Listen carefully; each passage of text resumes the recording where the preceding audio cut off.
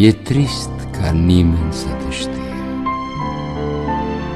dar și mai trist să-ți zici mereu că te-a pătruns nimicnicie, deși ai fost ca Dumnezeu. Unde sunteți, zâmbiri de șarpe, ochi mari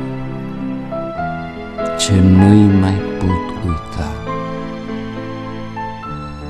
Oh, fugi departe, la ce mă îngâni cu fața ta?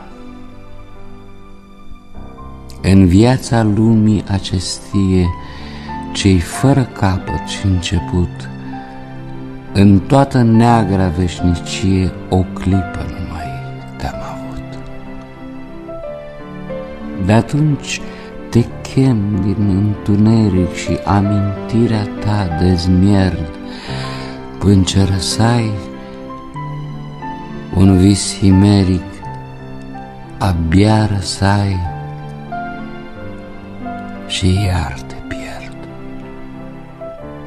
Ca la un zvon ce lin adie, urechea fin mereu ascult tot mai puțină armonie,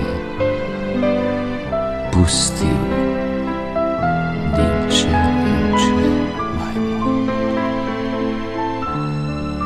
Și din comoara-mi de suspinuri, cu amintiri, cu dor îmbrac acest amor, bogat în chinuri și în mângâieri